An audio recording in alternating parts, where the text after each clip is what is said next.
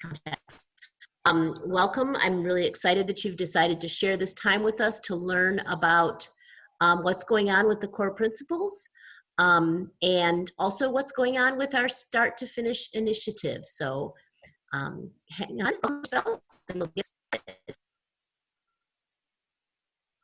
I'm joined by my colleagues, Kenny Giardello, Erica Oriens, and Precious Miller. We have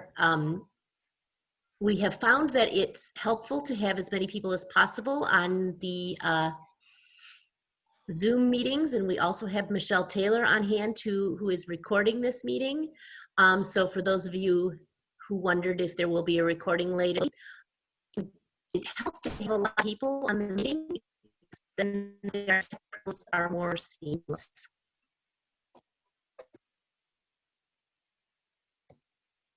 Well, still, you know,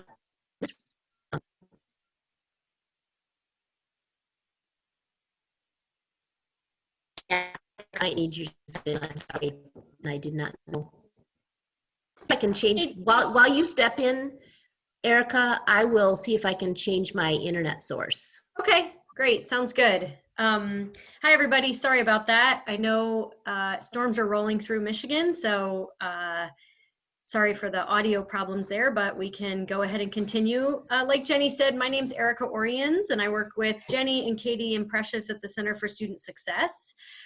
We are delighted to be joined by our colleague Allison Cadlick from SOVA, and Allison has been a partner in our work here in Michigan for a very long time. So we're delighted to be able to continue to partner with her, and particularly given her expertise on this topic and her engagement in the revisions of the core principles in this work that's happened nationally. So we're very lucky in Michigan to have Allison join us today virtually. We're also very lucky because Allison lives in Traverse City. And so we are lucky to be able to count her as unofficially part of our state team whenever we travel anywhere across the country. So with that, I'm gonna turn it over to you, Allison.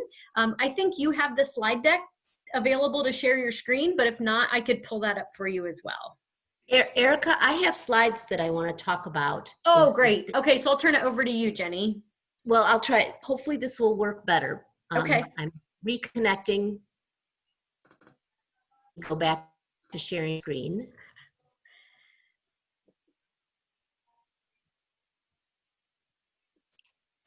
Okay, tell me if this is better. I have connected to my hotspot, and that may make this work better. Sounds pretty good. But it says my internet connection is still unstable. So far, so good, Jenny. Let's just see how this goes. Oops.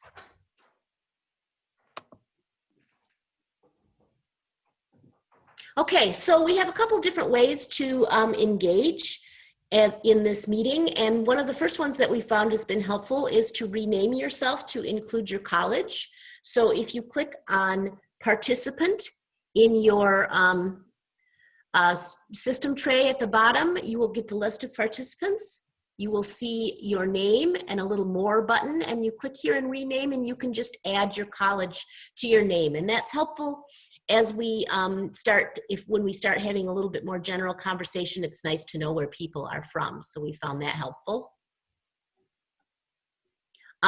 Please feel free to use the chat. I know that people are already using the chat. And you probably are very familiar with the chat, as you may be familiar with the raise your hand to speak function.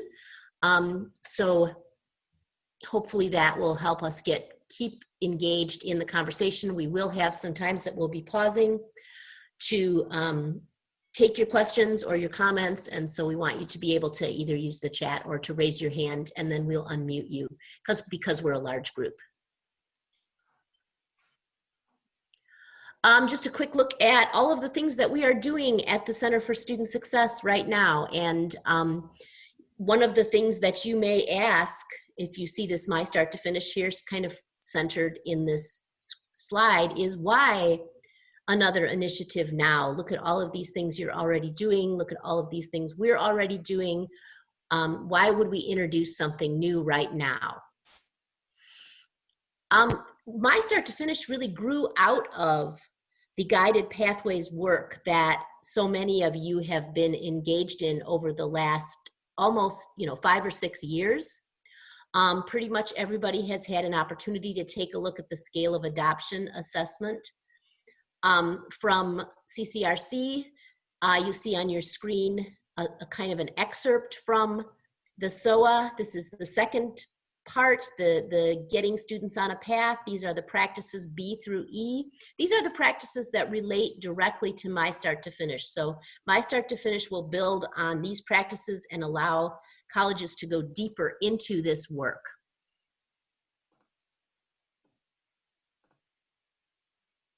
And you can see that this is an area where we've had kind of mixed success in terms of our colleges. So the scale you might not remember, but it goes from, we measure it from 1 to 5. 5 is scaled, 4 is scaling in progress. And so you can see that this is an area where we're a little bit more down in the 3s, better in practice C, which is associated with math pathways. But because we have done a lot of work on implementing math pathways, but a little bit less strong in the other areas in supporting underprepared students and helping them move quickly through any developmental work that they need and connect to a program of study. This is another look at where we are in Michigan. This is from 2019. You can see that we have, between 2016 and 2019, we increased our adoption of ALP quite a bit. And you might remember that we did do a kind of a large initiative around the adoption of the ALP program for English. You can see that co-rec math adoption is much slower. And between 2016 and 2019, we increased primarily in the number of colleges who said that they were thinking about doing it, and considerably less in the number of colleges that were doing it. So now I'm going to turn it over to Allison. With that context, I think that I just wanted to get that in front of you, and especially because now as we're faced with the COVID-19 pandemic, the equity issues related to the work that needs to happen with developmental education is more important than it ever was.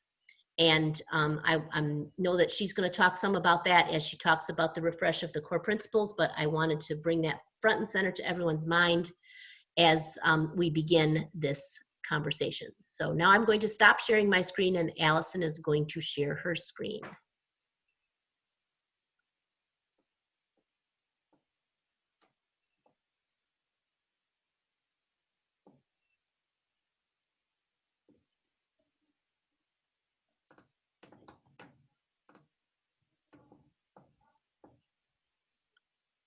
All right.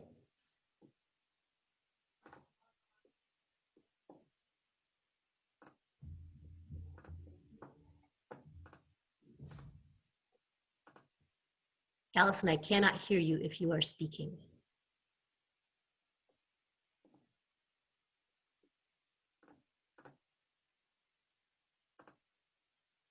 You may be muted.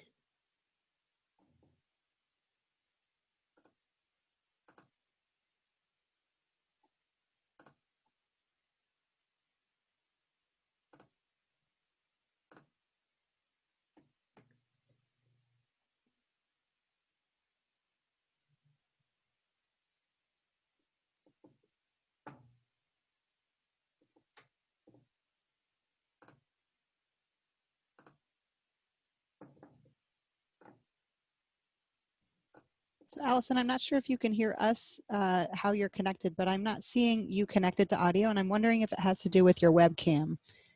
You had been connected to web. Her audio is not working, and she can hear us. Yeah, my guess is that you were connected through. Okay, so gremlins in the machine on this meeting, for this meeting. I'm going to pause to hear if there's any questions or conversation Anything people would like to ask at this point while we're waiting for Allison to reboot and try to get her audio working? Feel free to drop them in the chat, raise your hand, I had a question. This is Mark and Blau I can here. unmute you. And I'm just curious what kind of feedback people have been saying about math. You showed Jenny, you showed a graph about ALP in English and then co-requisites in math. And One of the things that we have been talking about a lot is how unpredictable technology can be and how much grace we've all had to offer to each other during these meetings. And I think that this is a good example of that. And I may have to. I think Jenny is also like having an I audio. could jump in and be Allison on this presentation. oh, okay. Somebody unmuted yeah, to I ask was a talking. question. Mark. Yeah, Jenny is not hearing us because I can hear you, Mark, and I don't. She also spoke over me a minute Yes, ago, you're and unmuted. I don't think that she could hear me either. Okay. So we're trying to let her know through some back channels because there's always a dark web on these things. So we're trying to let her know that. But if you wouldn't mind repeating your question, Mark, perhaps Erica or Okay, I I could. hear that. I can't hear people. Perhaps Erica or I could answer your question since Jenny and Allison are both having technical issues. Yeah, that's fine. I think we've all been here with all the Zooms and things like that we're doing. I was just curious about the two charts just while we're waiting a second here. Sure. I was just curious what kinds of things you're hearing from the math folks about implementing co-requisite stuff. Since I don't mean to phrase it negatively, but just since it's the adoption slower than English, I was just wondering what kinds of things you're hearing. And Katie, before you start, this is Allison. Can you hear me? Yes. Woohoo! Yes. Oh, woo! All right. All right. And Jenny is hearing you too. Go ahead. Feel free to answer the question. I have no idea. I was here before. It said I wasn't here. I joined again. I'm here. I'm so glad you can all hear me. You can also see my screen, right? We can. Yeah. Okay. I think we can see that. I agree that chart that Jenny showed, there's a lot more focus on math and a lot more adoption in English. And some of you who have been around for a while know that we did the OUT program. Several community colleges did here in Michigan several years ago, which is a co-requisite model in English. And I think that really helped. The field, I would say, Allison, I'll appreciate your input on this as well, but the field really saw a lot of benefit from that and adopted that a little bit earlier. And math in various different areas, mathematics, including preparation for calculus through college algebra, quantitative reasoning and statistics are really at different places all over the country. So I think I'll turn it over to Allison, going over some of the work I think she'll be able to share from the field. And then maybe we can revisit that question at the end and hear from other colleges. So Allison, Great. will. All right. You can hear me, correct? Nod if you can hear me, Erica. All right. Sweet. Excellent. All right. Well, it is delightful to be here. So sorry for whatever part I may have played in technical difficulties. I've been victimized repeatedly by Zoom today, as many of us have in the course of the pandemic. So thanks for your patience. And we do, I think Jenny said it also, the chat is open here. I'm going to try to monitor that here as well. Feel free to put questions, thoughts into the chat. We'll pause here and there for conversation. I want to, what I want to do here and what I'm aiming at is just to give you a kind of dig into the update, the 2020 update of the core principles. So to understand more about sort of the evidence behind what's known, what's not known, we were incredibly fortunate at SOVA. It was a tremendous honor to be able to conduct the interviews for the update of the core principles. I was involved in the 2015 version when I was at Public Agenda prior to starting SOVA, but at the table as one of the as one of the organizations in that conversation. And between 2015 and 2020, there's just been such a huge growth of activity, knowledge, the first longitudinal studies in dev ed reform, just really excellent explosion of sort of knowledge and practice. And so for the 2020 update, rather than having a set of organizations around a table, the folks at Strong Start who were tasked with the update decided to have us conduct a set of interviews. So we originally intended to conduct 12 or 15 interviews for this. Jenny and Erica were in the mix of those interviews. We ended up conducting over 30 interviews with researchers, huge, sort of large number of leading researchers in dev ed reform, and then a big set of practitioners, advocates, policymakers, and others, so that we could round out the knowledge. And so over the course of those interviews, my research partner in this, Mina Dagger, and I had the opportunity to really focus on, again, what's known and what's not known. And so there were a few cross-cutting themes around the update that I want to make sure just to set the table on. And one of those was that across the board, researchers, practitioners, advocates alike said that the time is right for an update, that because so much activity had taken place between 2015 and 2020 in remediation reform nationally, and the movement for remediation reform at scale had really picked up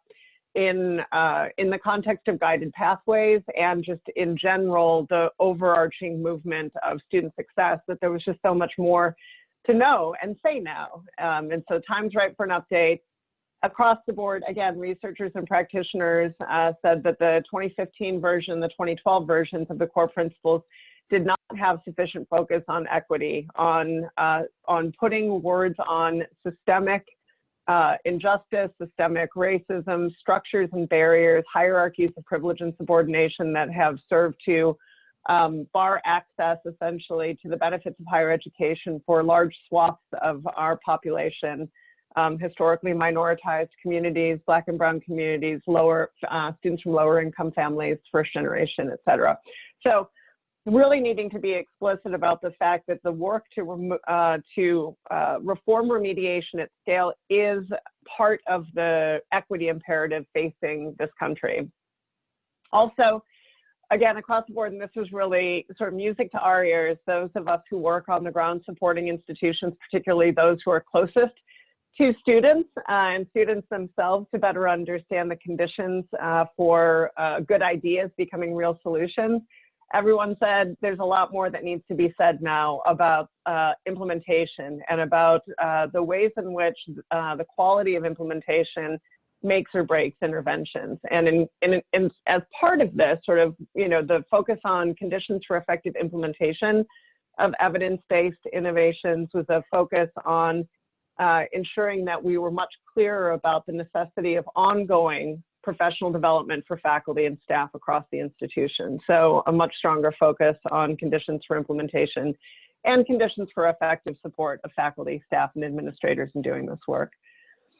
Also, folks said there was more that needed to be said about ongoing refinement and continuous improvement of this work. So I'm going to dig into the evidence just to pull out a couple of pieces of evidence and the evidence base around each of the principles and walk through them. And the evidence around these interventions is really strong and much stronger than 5 years ago in 2015.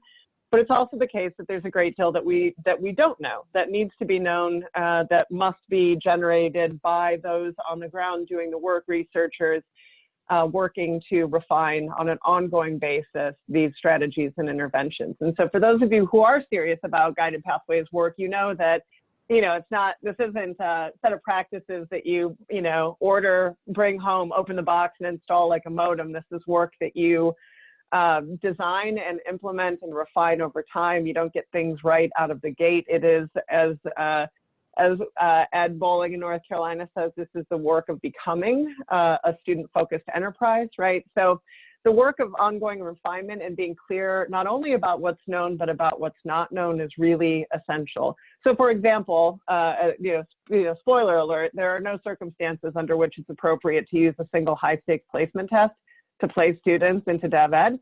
but that doesn't mean that we understand or know all that there is to know about what are the best approaches to multiple measures placement and placement strategies. So really being clear about what's known and not known is an essential piece of the puzzle. So here's a piece that I want to make sure to add and set the table on. It's something that didn't come out. It's something that came out clearly from the interviews, from the research, from our work around the country with institutions doing engaged in large scale student success work, but it's not something that gets a lot of attention. And so I want to pause here and put our minds on this, and that is that there are a set of fundamental kind of mindset shifts for those of you who are faculty members. The concept of threshold concepts, those concepts that once you integrate them, once they're integrated, it sort of transforms how you see the world and opens up new possibilities for learning and knowledge. There are a set of fundamental mindset shifts that come with large-scale student success work that are pronounced in remediation reform, but they exist across all guided pathways work as well in general. And so I want to just focus on those for a second. So the first of these is for the overwhelming majority of the history of higher education on the planet and in this country, the job has been to sort people in and out of opportunity through higher education. And one of the fundamental mindset shifts that comes with large-scale student success work is moving from a concept of sorting to one of supporting. So I was talking to an English faculty member implementing CoRec at scale in Ohio last week as part of a conversation with faculty there about what's hard for faculty about CoRec and sort of the path to supporting faculty in implementing CoRec. And he said, in my discipline, I think about that I was actually kind of set up as a faculty member to serve as a kind of goalie. It's like, here I stand with the ivory tower behind me, and my job is to like keep the, kind of defend it. And he said, and that's a really different mindset from the one that is about, intrinsically supporting students to achieve their goals. So rather than sorting folks out of opportunity, it's about giving every student an opportunity to move forward. This is less unfamiliar a concept for access-oriented and open access institutions, community colleges in particular. But this is, because remediation reform spans across sectors, it's one of these things that really is sort of cornerstone in thinking about what it means to shift into a sort of student-focused, student success perspective. So the second one here, many of you are familiar with this already. It's this idea of shifting when we talk about student readiness, rather than it being about them, it being about us. Are we ready for students rather than are they ready for us? Once you make that kind of mindset shift, the responsibility of interrogating practices, policies, and procedures becomes that much more important. And then this one is essential also for, really having a strong sense and understanding of the equity imperative in access-oriented higher education and higher education in general in this country. So we tell ourselves, and our institutions tell themselves, that, people advance according to their worth, that students make it or don't make it based on their intrinsic skills, their hard work, their merits, right? But we also know from everything in our society, and this is brought into particularly sharp relief in recent months, both through COVID, but also the civil unrest stemming from systemic racial injustice in this country, that there are, in fact, a host of systemic and structural barriers to student achievement that belie this notion of a meritocracy, and that really engaging in this work, large-scale student success work, requires a clear-eyed shift from the wanting to believe that we are a meritocracy to understanding the ways in which our structures and processes have raised barriers for some and opened doors for others. So another one here, and these are all hard, these are all sort of ongoing work of the mindset shifts that undergird remediation reform or guided pathways at scale or transfer reform, sort of any of the major student-focused success efforts in the country. And this is from moving from blame game to co-ownership. So You know, if students, you know, if high schools would just send us better students, better prepared students, and for K-12 to say, well, if families would just do X, or within institutions, for advisors to say if faculty would just do Y, or for faculty to say if advisors would just do X, that this work really requires a principled commitment to moving from other regarding blame to owning one's, not only owning one's own house in this work, but also co-ownership across the board, that we are jointly responsible for both the barriers facing our students and for the successes that we have in removing those barriers. And then from best intentions to data-informed decisions. And I do think that this has been the thing as I look back at the last 10 or 15 years, particularly the first 10 years, serious 10 years of the developmental education redesign and reform movement. I think the work was slowed enormously because as institutions started to look at their data and see what was actually happening to students, it became clear that our structures, our well-meaning structures, our well-meaning practices around prerequisite approaches to developmental education were not having the effects that we wanted them to have. But what that became at the time, early on in the movement, was this, I remember hearing a lot of talk about DevEd being broken. And I don't remember hearing a lot of talk early on about the fact that there were hardworking faculty and staff who had dedicated their lives to supporting students, and that the structures were such that these hardworking faculty and staff were not seeing the results that they wanted to see. Instead, the message felt more like, DevEd is broken and you're the problem, you're the reason. And I think a lot of faculty in particular felt that way and felt that they were being told that they were part of the problem, or that they were the problem, rather than their best intentions existing in a structurally flawed system that needed to be remade. And so this move from, you know, best intentions and passion for students to really understanding what's happening to students, to using data, relying on data and evidence to help us make decisions and then assess and refine those decisions over time is essential.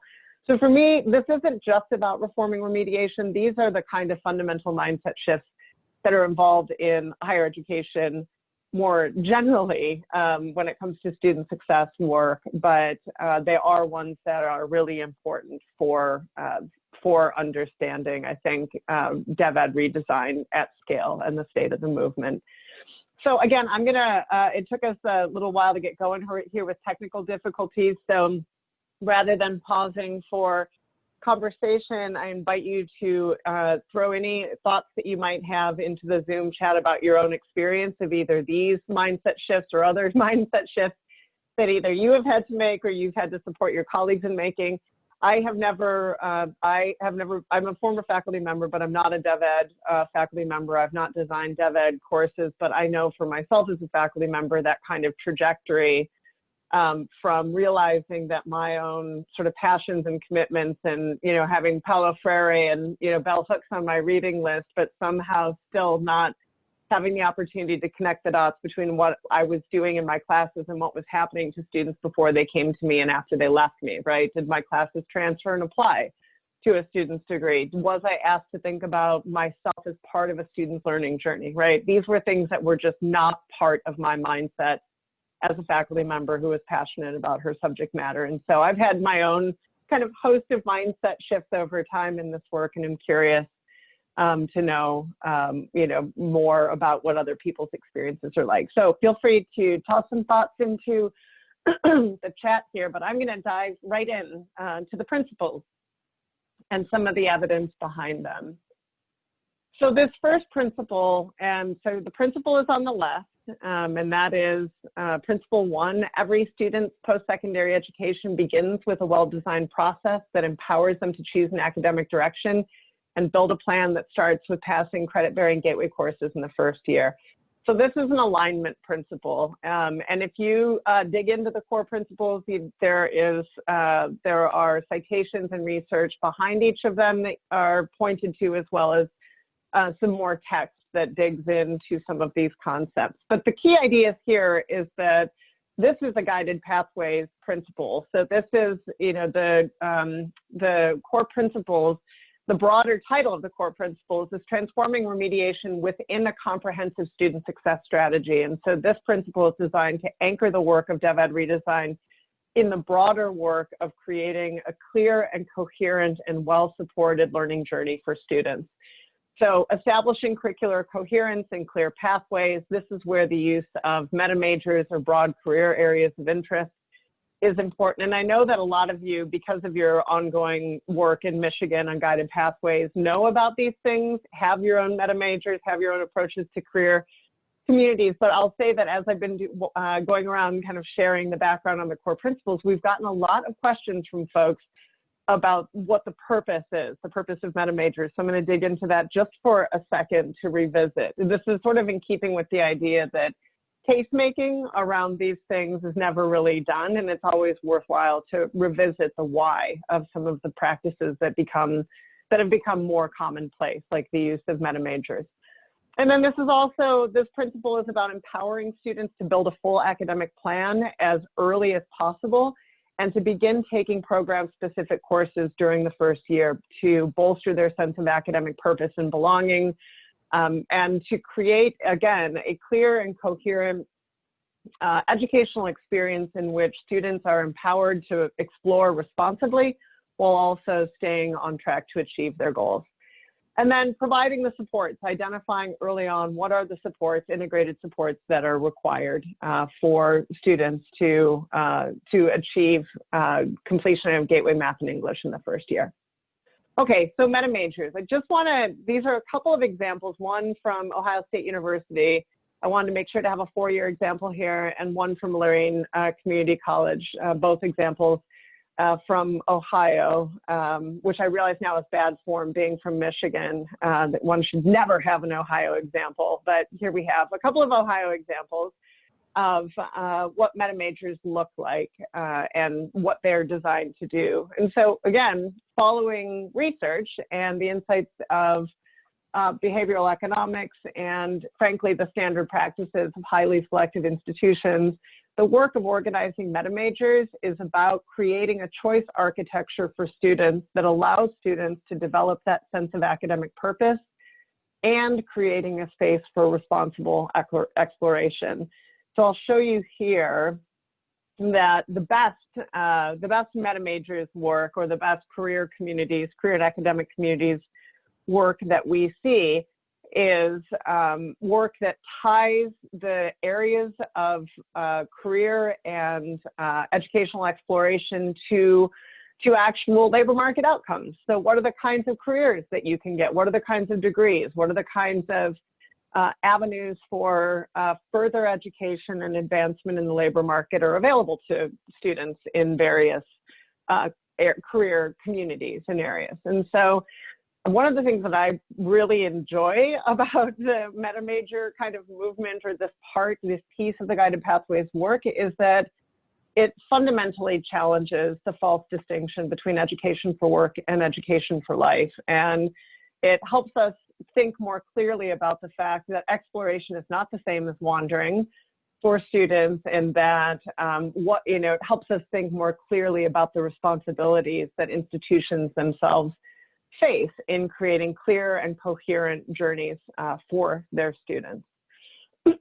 So I want to dig in here just for a second on the what we can see as early results. This is a 2018 study, CCRC, on the relationship between guided pathways and course completion rates. And so what we see here is the importance of program concentrators, right? And I'll talk about early momentum metrics in a bit here. And but we see that those who complete 9 credits in a program of study in their first year are much more likely to transfer to a university and to achieve their goals, right? And so when we look at the completion of college level math and English, or both college level math and English, we connect these with those efforts around creating kind of that sense of program concentration in the first year.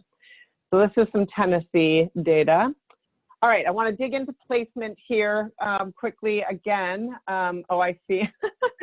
I see somebody saying "Go Bucks." Katie, boo hiss. Come on. I was born in Ohio too, but you're in Michigan now, and we are Michiganders now. So accept it. All right. All right. So placement. Again, the principle is on the left. Placement of every student is based on multiple measures using evidence-based criteria instead of through a single standardized test. So again, I think the evidence is very strong now that high stakes standardized tests used as a single tool for placement raise artificial barriers and harm students. And so this is one of the places where we have much stronger language this time around in the principles because the evidence base is that much stronger this time around. Again, this is not to say that we have the answers or all of the answers about what are the best approaches to placement. And in fact, there's a great deal of complexity here. But we are seeing that high school GPA, high school course taking are better predictors of student success in gateway courses. We're also seeing the early signs that use of high school GPA as well as guided self-placement is showing promise as well. We're also seeing, and this is extremely important as part of the equity imperative around the core principles, that we're not just seeing improvements for students overall, but we're also seeing, particular improvements for African American and Latinx students, so closing equity gaps here. Again, there's still a great deal to be known about which combinations of things work best and not. So I want to share a couple of things here. This first piece of data, again, this is a CCRC piece of research on what it means for multiple measures to increase access to college level courses in the first semester, and it's significant. Now, what's important is, of course, when we look at this, we say, okay, fine, access to college level courses, but how are students actually doing, right? So you can remove all the barriers you want to accessing college level courses, but if students aren't succeeding at much higher levels through multiple measures placement, then it's not working. It's not having the result that we would like it to have. So this is from this was presented at the 2019 CAPER conference. This is where we're actually starting to see what it means for success in gateway courses. So not just access to, but success in those gateway courses. So for the dark blue bar here, we're talking about students who are, so the highest bars is students who are enrolled through multiple measures with co-rec support. But the red bar is, which is also much higher than the light blue bar, is direct enrollment, and again by different areas. So by English, by STEM transfer math, and by college statistics. Across the board, we are seeing the combination of multiple measures with co-rec has enormous positive benefits for students. So this is California data coming out now. I think you probably have all, or maybe you have all encountered in various ways, Melinda Karp at Phase 2 Advisory. She was also at CCRC for 17 years and was the leader of the IPASS work there. She does a lot of really excellent work across the arc of change efforts for institutions to better understand the conditions for effective implementation. And there are some really important cautions here around advising for placement. So we know that, and again, it's extremely important to highlight across the principles that the quality of implementation is key to the success or failure of any particular intervention, no matter how strong the evidence base is, and that the work to be done across these principles and across the efforts associated with remediation reform and guided pathways and transfer reform is around interrogating deeply entrenched systemic inequities and racialized power dynamics. And we see this here. So self-placement, we can see that in Florida, Black and female students are more likely to enroll in developmental education courses than other groups when it comes to self-placement. And so we want to understand what it means for institutions through their placement practices to lower barriers that have been raised disproportionately for historically minoritized students. It's also often the case, and we've got a little bit of research to pull on here down the line as well, about the impact of implicit bias and the attitudes of advisors, faculty, and staff towards students that impact placement practices. We also know that advising workload increases and the challenges associated with new staffing structures and approaches and what it means to actually put the pieces in place to engage in placement reform is enormously complicated. And then the first bullet here, which I didn't talk about, but we know this, many of us have seen this in practice, that when given a choice, students will often avoid taking math at all, right? And in this particular piece of research, it was math or English, but we know that math is the Bermuda Triangle of college aspirations. And so when given a choice, often students will bypass math altogether, and that can make or break their ability to achieve their goals.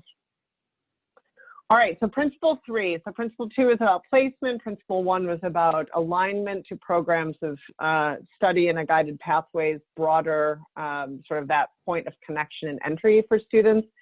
Principle 3, this is one that is focused both on embedded supports, so holistic student supports, and ongoing professional development for faculty and staff. So it kind of, these things were put together in this principle. So campus communities transform policies and practices to ensure that every student is provided with high value learning experiences and with the supports needed to remove barriers to success, especially students from historically underrepresented, disenfranchised, and minoritized communities. So one of the pieces here is that successful implementation of any of these practices requires ongoing will building and skill building across the entire institution. So this came up as clearly with researchers as it did with practitioners, although the conversations had different flavors, but we heard in a lot of different ways from the interviews, and we can see it from the research as well, that the tendency to think about DevEd reform as something that lives in math or lives in English belies the fact that this is actually whole institution. This work impacts the whole institution and implicates the entire institution. And so it's a much more profound, a math chair recently said to me, she said, when I was first told that COREC, told to look at the data and told to think about what it would mean to do this, I thought it was a curricular change. I thought it was about my department. I thought it was about math. And it turns out it is about our entire institution. It's about the way that math operates across our institution in the lives of our students. It's about the department serviced by math. It's about what it means to be ready for students who come with a much wider range of preparation and experiences than any of us have dealt with before. So it is a whole college kind of endeavor. And so understanding that is part of understanding what it means to provide ongoing supports for faculty and staff to build their sense of capacity, competency, and ongoing commitment to this extremely difficult work. And then when it comes to integrated holistic student supports, inclusive, culturally responsive, well-supported learning journeys are a piece of the puzzle. There's the tendency to talk about developmental education reform in some spaces as a matter of policy and structure. And that is true, but it is also about the practices that are infused across your institution. And this is why ongoing professional development is so essential. So again, want to refer to Melinda Karp's excellent work with Phase 2 Advisory, the SIP model of student support that is agnostic about approach. So it's agnostic about whether you have a centralized or decentralized model. It's there's a lot of room in this framework for different approaches to organizing, advising, student supports, basic needs supports, academic career, kind of that entire constellation. But it's a helpful model for thinking about the kind of components of any effective framework, regardless of the particular structure that you take. So on the left, we've got, again, the principle itself under provide supports. And then on the right here, what do we mean by sustained, strategic, integrated, proactive, and personalized? And so, these are, again, some of the principles and frameworks for thinking about advising. And for those of you who are heavily involved in guided pathways work, but maybe not as deeply involved in Dev Ed redesign, you can see the strong connections here between how we think about supporting a student's learning journey across their learning experiences and what it means to integrate that kind of thinking into remediation reform specifically. All right, so a few different programs here. Future Connect, CUNY ASET, most of you are familiar with probably. Inside Track is a 4-year program initiative. So it's a kind of a mix of both 2-year and 4-year kinds of initiatives and efforts to reorganize student services around these SIP principles. And we can see significant improvements in completion rates for students. Versus the kind of business as usual approach to advising historically. So there is a good deal of knowledge. We know that it's extremely hard to do well, that it takes resources, that it is very difficult to do holistic student support work effectively in an environment of shrinking resources and uncertainty and greater challenges facing your students than ever before. But we also know that committing ourselves to that ongoing work of reorganizing support services around these principles has significant payoffs for students and for institutions.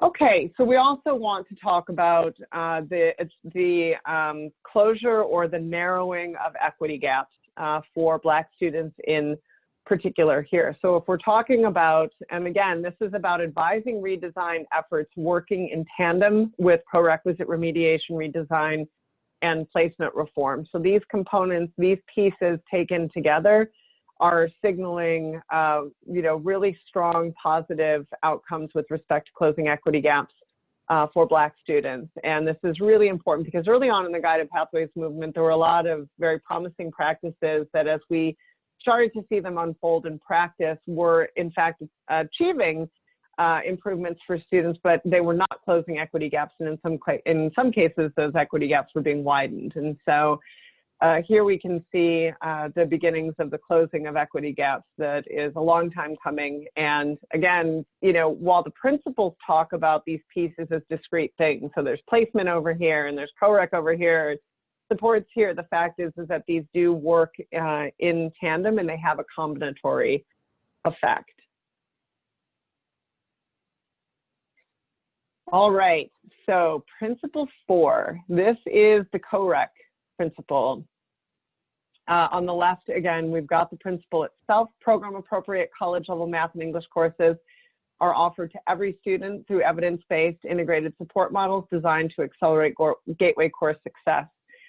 So here's what we know. Again, there are things that we know and there are things that we don't yet know. And there is a great deal of evidence, and I'll show you some of the encouraging evidence across the board on co-rec. But we do know that traditional prerequisite approaches to remediation raise barriers to gateway course completion and harm students, and that those barriers are raised highest for those who have been historically marginalized from higher education in the first place. And so, again, despite the good intentions, despite the intuitive sense of prerequisite approaches, and despite the great care that many have exercised for their students in this, these approaches are not they're not by and large helpful to students, and in fact they're positively harmful.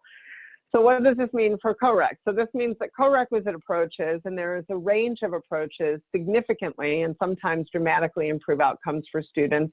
And this holds across race, ethnicity, gender, socioeconomic status, disability status, GPA bands. There are no students who are harmed by co-rec. Now, this is not to say that every student succeeds in a co-rec model, but this is to say that based on what particularly researchers and those like Tristan Demley who look at the data of hundreds of thousands of students that there are no circumstances under which it appears that a traditional prerequisite approach is better for students. And so this brings us to this notion that default placement of students in credit-bearing courses with appropriate supports should be the norm. It's really easy to say this on paper. It's extremely difficult to implement, design, and implement this in practice for a host of reasons. But it's extremely, and so I don't want to suggest that this is easy work. Those of you who are involved in it know how difficult it is, but it is the right work. And there are many models of co-rec, and it turns out that quality of implementation is, again, the greatest variable in determining the quality of the work. So there are lots of different models and different approaches, but across the different models, I'll say there were two kinds of factors that seemed most important for supporting quality implementation and seeing the kinds of gains that people want to see. One of those had to do with the number of units or credits assigned to the co-rec. So too few units was not sort of a Goldilocks thing.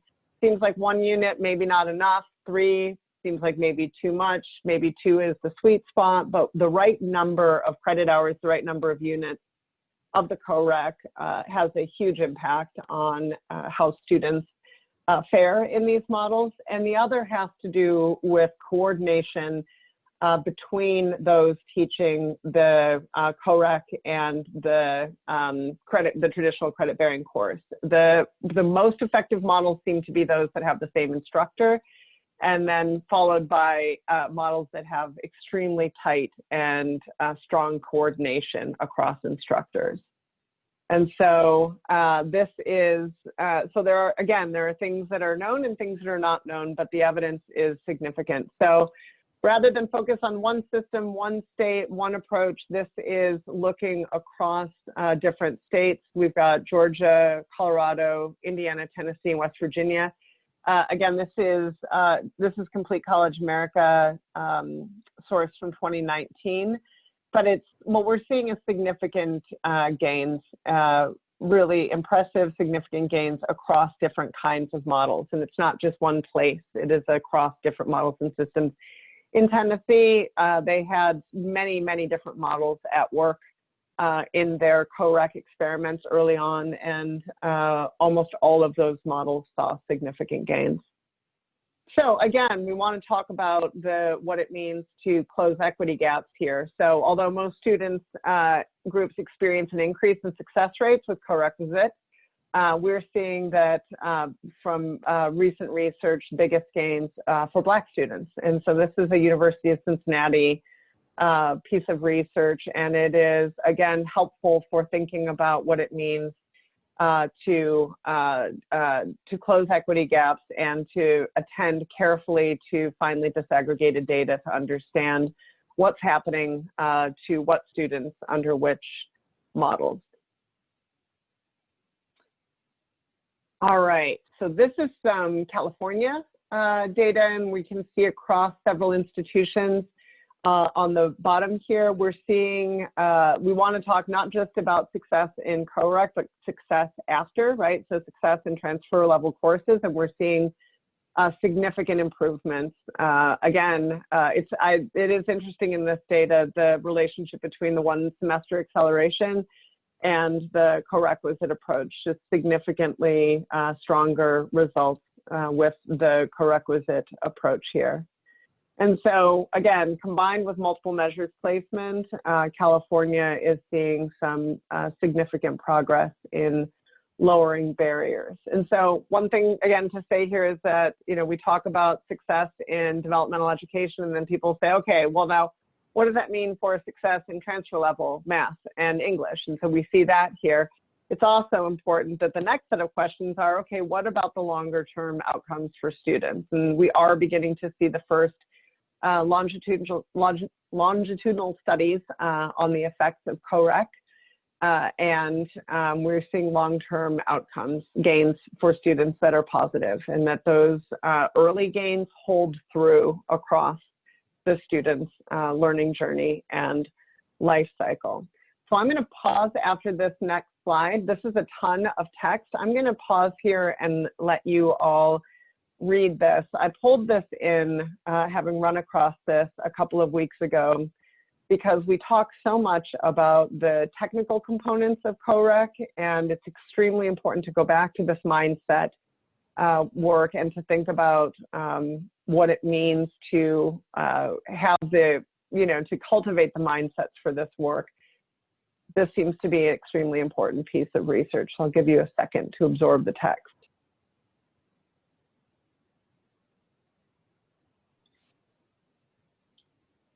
And if people have comments you'd like to make, please go ahead and put them in the chat or raise your hand.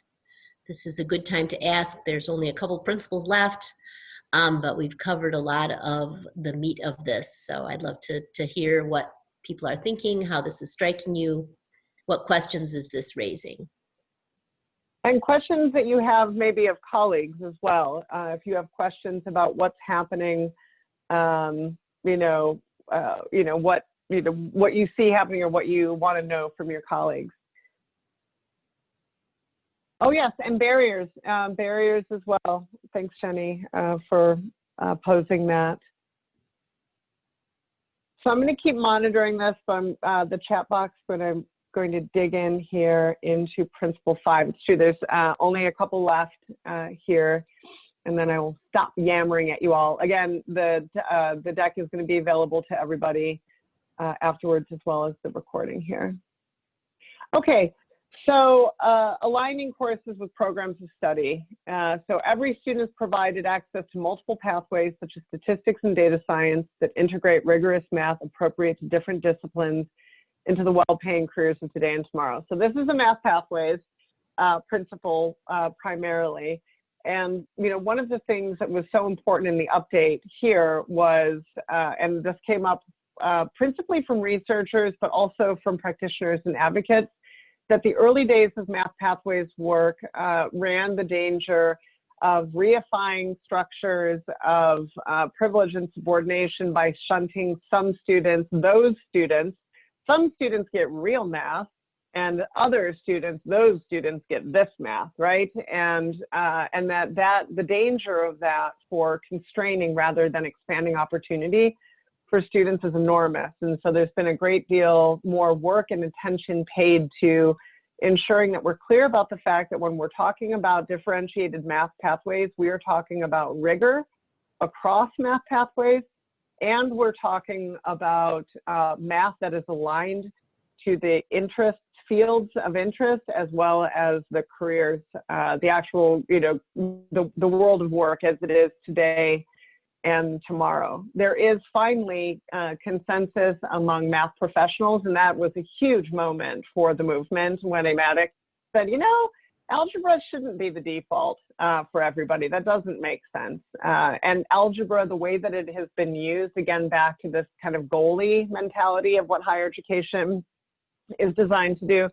Historically, algebra has been used to sort students out of opportunity, not necessarily provide students the math foundation that they need for their careers. I mean, this was, 25 years ago, but I went to a Big Ten university, moderately selective for my undergrad, and algebra was not the, college level algebra was not the standard for me. I was in a social sciences and humanities, and statistics was the math for me. So math pathways have existed for a long time for selective institutions and for students of privilege, frankly. And now it's about extending these same sorts of practices to institutions more widely, or recovering some of those early sensibilities about the use of math, and making sure that math is used not to sort people in and out of opportunity, but to provide students the foundation that they need for their programs of study and for their careers.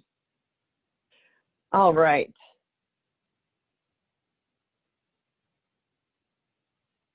Oh, that's a good question. What happens to students here? Let's see, I'm interested in knowing what happens for students who change their majors from non-STEM to STEM. Are they expected to take an additional algebra course if they already successfully completed a non-STEM college level math course?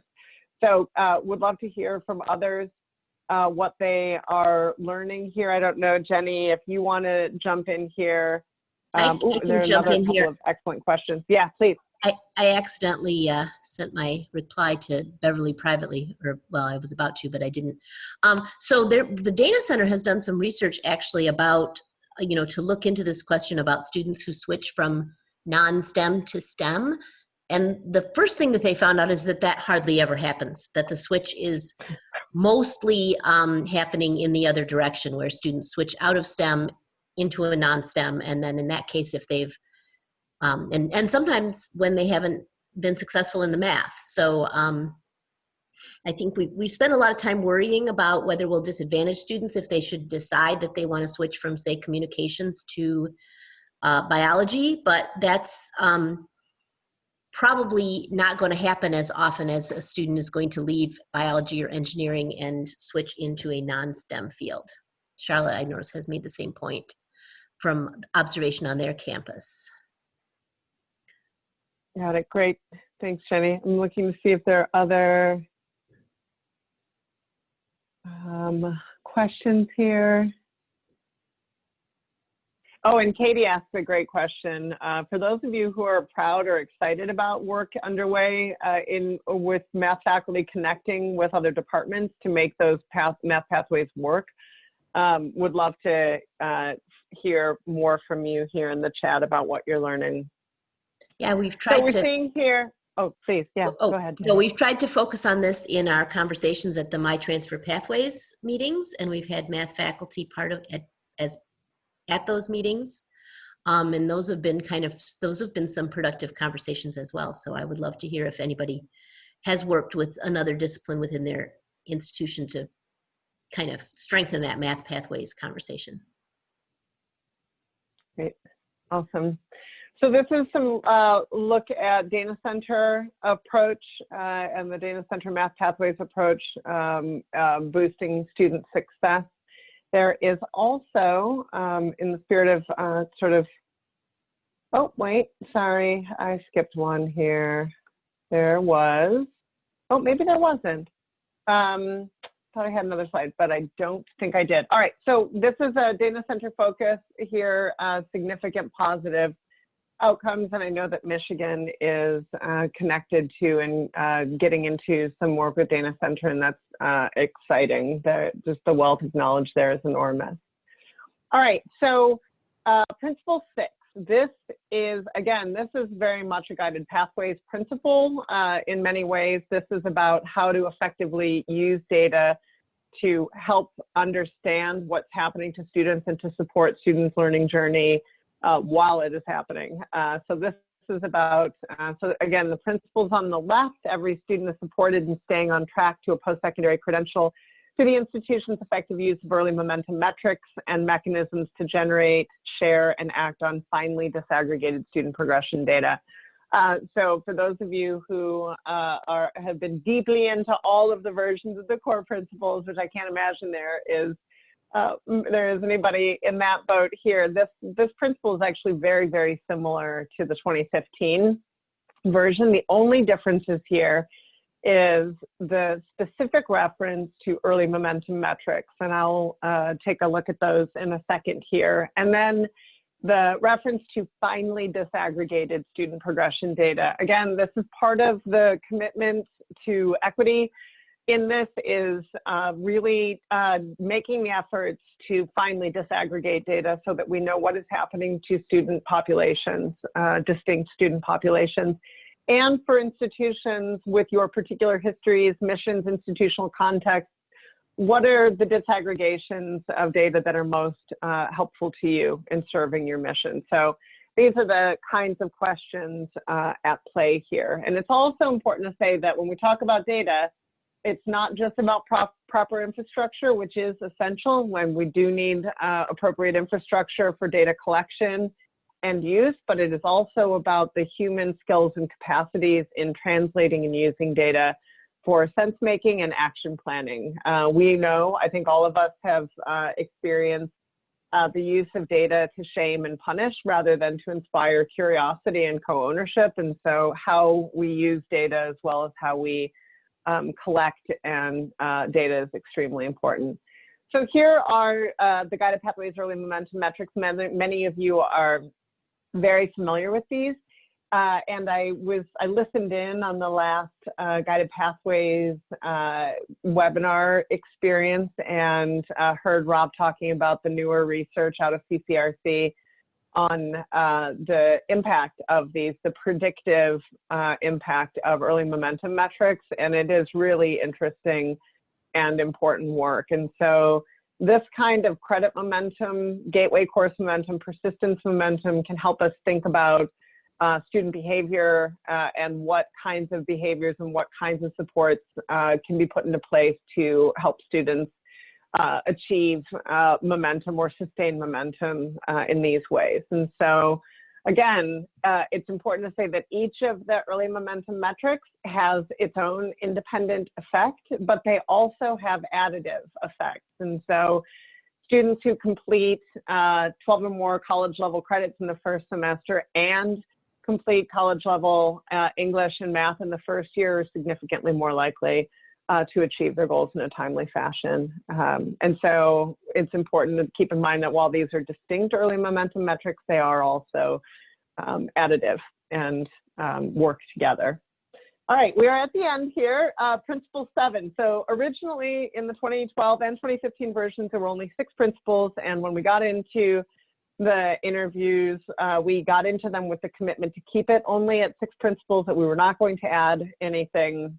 But there was absolutely no way, based on our interviews, based on a scan of the research in the field, particularly the National Academy's report on mathematics, but really in all of our conversations with researchers who were focused specifically on DevEd reform as a vehicle for pursuing greater equity for students and equitable outcomes for students, the importance of qualitative research and the importance of elevating the voices and experiences of students themselves, treating students as the experts of their experience, and elevating the voices and experiences of students through qualitative research was viewed across the board as something both that was sort of missing from the last 4 principles, but that is often overlooked when the focus is on quantitative data, and that it's absolutely, of course, essential to have the right quantitative data and to prioritize that. But without nuanced approaches to qualitative data, to student voice and experience, so much of the picture is missed about what is working for students and what is not. And so I was really excited that this was one of the strongest themes across the interviews, not just because I'm an ethnographer and qualitative researcher by training, but also because as somebody who cares deeply about elevating the experiences of frontline faculty and staff, those who are closest to students, that came out clearly as well, that when we're talking about qualitative research and the importance of understanding student experience, we're not just talking about student voices themselves, we're also talking about those who are closest to students, so faculty and staff and the entire campus community.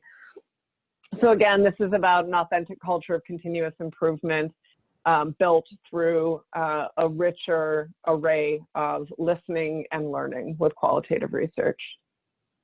And then because it is important to always include, for me, a John Dewey quote in anything that I do for anybody, anywhere, I thought I'd toss one in here, and that is, the one who wears the shoe knows best that it pinches and where it pinches, even if the expert shoemaker is the best judge of how the trouble is to be remedied. So these are pictures of students. The 4 pictures on the left are students starting with the graduate in the blue. This is Nadia Turner, and then clockwise, Jordan Ford, Moishe Philippe Laub, and Jonas Fugason. These are students who have been profiled in the Strong Start to Finish People in the Reform series. You can go and read their stories. You can hear audio clips of their interviews and get more immersed in the voices of students themselves, talking about their experiences and talking about the things that made it possible for them to succeed and achieve their goals. And again, because it is also essential to listen to frontline faculty and staff in this work as well. The two pictures on the far right are Milena Cuellar and Jeremiah Pitts. Milena is a math faculty member and Jeremiah is an English faculty member. Both of them also profiled in the Strong Start to Finish People in the Reform series. So strongly encourage folks to think about your own practices with respect to understanding the student experience. I know that many of you have really, in the course of the COVID crisis, gone to great lengths, probably unprecedented lengths, to listen to, connect with, understand what's happening to students and how you can support them. And so just want to give a double shout out here for elevating the experiences and voices of your students. All right, so I'm going to stop now. I'm going to stop sharing and pass it back to you, Jenny. Does that sound right to you? Yes. Uh-oh. Oh, Yes. okay, good. Here I am. Okay, and then I am going to also look at questions here, but it's back to you, Jenny, and I will mute myself. Oh, yes, it is being recorded. Oh, we already got an answer to that. Yes, recording.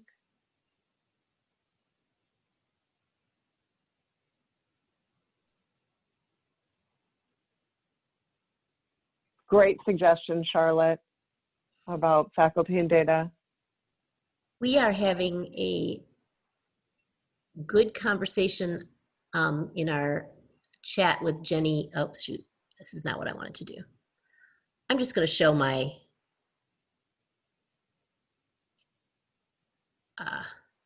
I'm not going to go to the show view so I don't have to slip through all those those slides. So I just have a few things that I want to share with you as we finish up, but I want to give time to make sure that we are answering any questions that are showing up in the chat. But for those of you who have been listening and taking this in, this is a lot of information.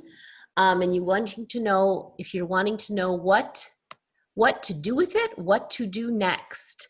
We are, as I mentioned at the beginning, when maybe you could hear me and maybe you couldn't, we are kicking off this MIStart2Finish initiative now for several different reasons. One of which is, our growing concern that we have equity issues in Michigan colleges. We will be talking about some data that we're collecting from the Voluntary Framework for Accountability and talking with you about how to do your own data.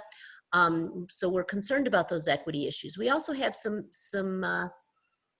pressure from the field nationally. You saw data from California, data from Tennessee, that the evidence is becoming overwhelming that this is working.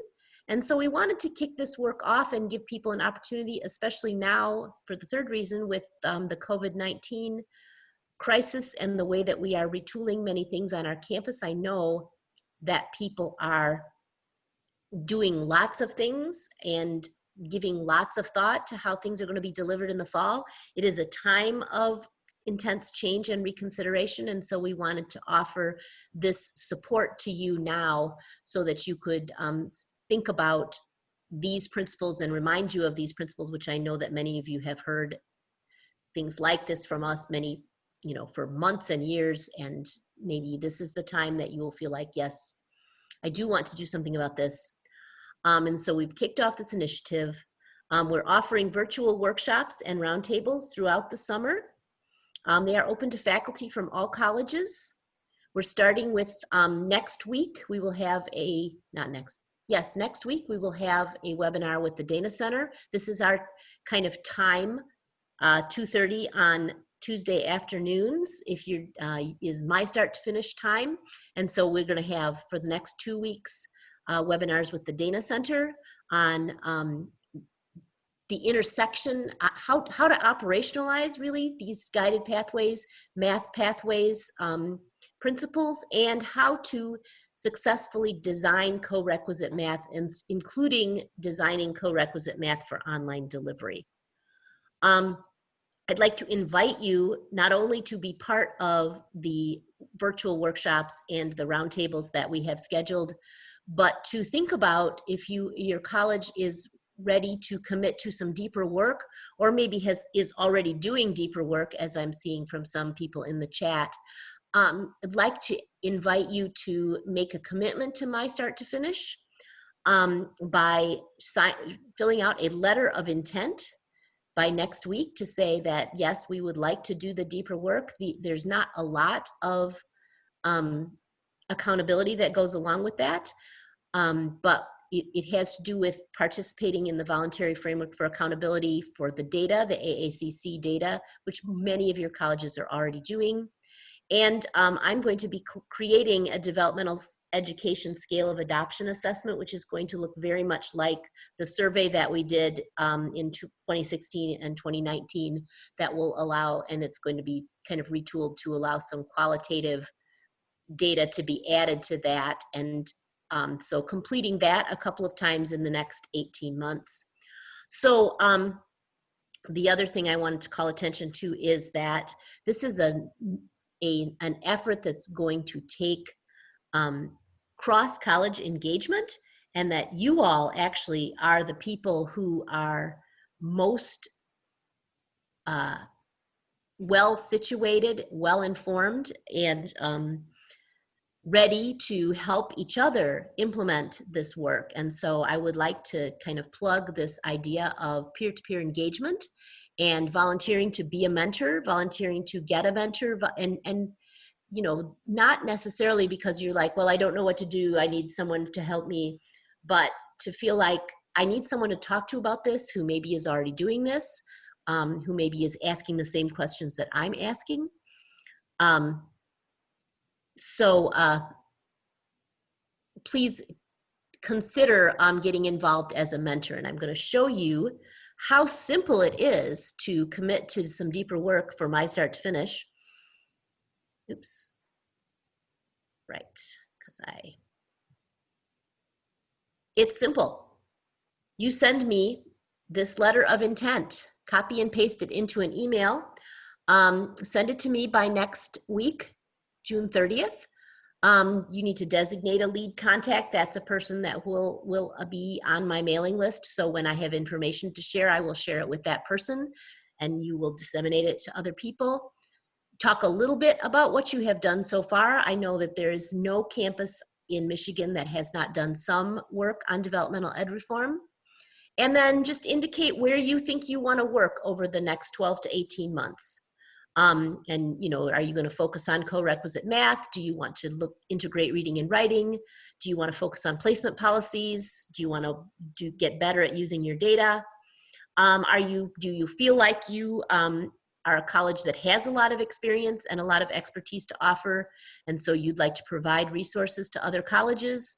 Or you really are looking for that networking, mentoring experience, and you would like to be connected with someone sooner than later who can help you on your journey? And any comments that you'd like to share? So it's a very simple form. There's no, and then it's really not should not be a big lift. It has to do with, you know, if you are considering doing this on your campus, you're basically just letting me know so that I can provide you with better help from the Center for Student Success. Does anybody have any questions?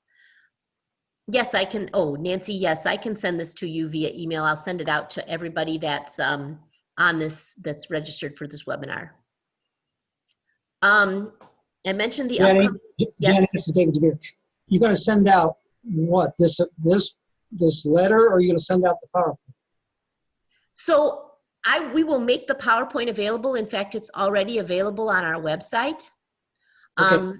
I will, and so that will be available, but I can also send out the letter that you all can just copy and paste into an email to me. Thank you.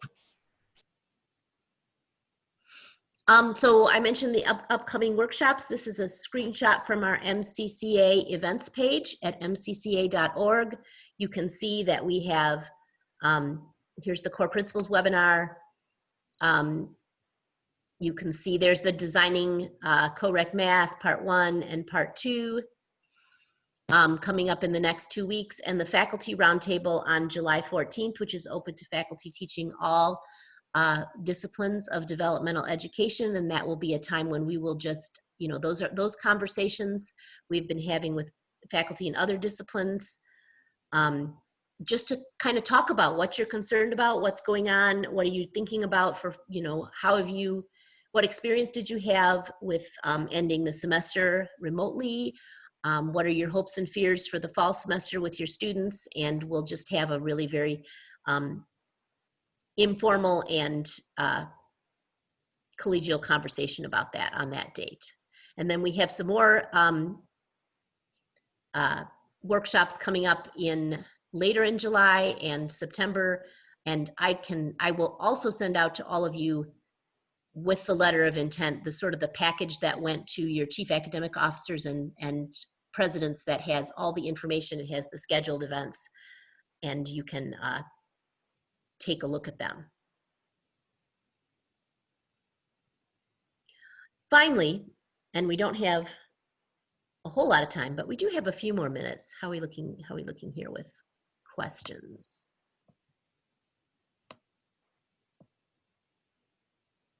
Okay. I think we're good. All right, good. All right, so I want to, if you have been at any of our meetings in the past, let's say month and a half, you will know that we're not going to let you get out of here without talking a little bit about our Twitter engagement.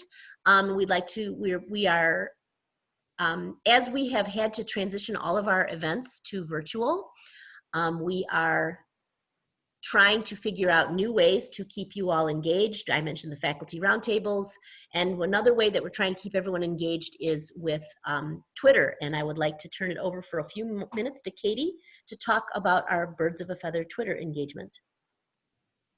Thanks, Jenny. Hi, everybody. As Jenny said, it's just as simple as that. We are looking to engage. I don't want to say more authentically, because we've certainly had a lot of authentic conversation today, but social media is part of kind of our daily lives. It's where we start to blend our personal, professional, and all of that together. And we are having a lot of fun getting to know people in a virtual space through our Twitter engagement efforts. And so we are asking you, if you're on Twitter, to come tweet with us. I dropped a link in the chat to our profile. And it's important that you know that you don't have to have a Twitter profile yourself in order to see what we've been tweeting. You can go ahead and visit our profile. It's set to public. So even if you don't have your own Twitter handle, you can go ahead and take a look at what we've been tweeting. I have been tweeting throughout the afternoon today. A lot of good nuggets from Allison and some comments about some of the things that the colleges that were on the line today have shared about your efforts. So it's a nice way to increase the visibility of our work, to grow our student success network, if you will, and just have a little bit of fun. And it's a poor substitute for the meetings where we like to give free lunch or free coffee or free cookies, but it's a nice opportunity, as I said, for us to get together in a digital space. And some of you may, like us, not be very familiar with Twitter. We are becoming more and more familiar and more comfortable with using the tool. But if you are not sure what Twitter is or how it works, I'm sure, unless you live under a rock, you've heard of it before. But we do have some resources on our website, the mcca.org. Up at the top, you can click Centers of Excellence and then navigate down to the MCSS Initiatives and Resources page. And there is a heading, as Jenny has on the screenshot here, for this engagement effort. And there are two videos there. The one on the left explains a little bit more why we're doing this and what it is. And then the one on the right is 6 minutes of me clicking around in Twitter. So if you're not sure what to do or what we're asking for in terms of your engagement, I will show you by actually clicking around and showing you what we're looking for with regard to that engagement.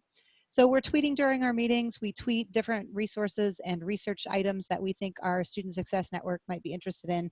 And then we're trying something new this summer called Tweet Chats. So next week is our very first tweet chat on June 30th from 12 to 1. They're going to be kind of lunchtime tweet chats. And all you do is... Yeah, Dana Center webinar. I'm sorry? Right before the Dana Center webinar. Oh, perfect. Actually, that'll prime you. It'll get you all ready, because we are going to talk about math pathways during the live tweet. But you can come then and have 2 full hours of math pathways conversation, which is fantastic. But the cool thing about Twitter is that if you can't come and you aren't available live, you can always go back because the hashtags that we use aggregate the conversation and it lives in perpetuity. So you can engage with the conversation and the discussion from the 30th, even if you can't be there live, and see what your colleagues are saying or respond to people's questions and comments and just keep the conversation going. So I hope to see you on Twitter. Thanks, Katie. So to reiterate, the slides are posted on our events page. I will send to everyone who has registered a copy of the college info packet so you can see more about the work that we have scheduled and the workshops that we have scheduled and other events and how to participate. And please reach out to me if you have any questions or you want to know more about what we're doing and want to get involved in any way. So, and I want to thank Allison. Thank you very much, Allison, for coming through and being a thought partner for us as always, and this presentation of the core principles. Fascinating stuff going on out in the field. Thanks very much. And I want to see if there's any last questions.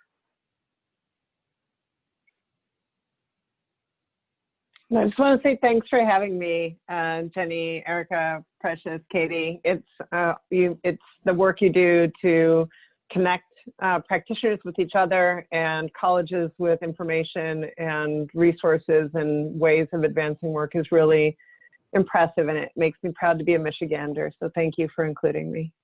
Well, we're happy to have you along on our journey.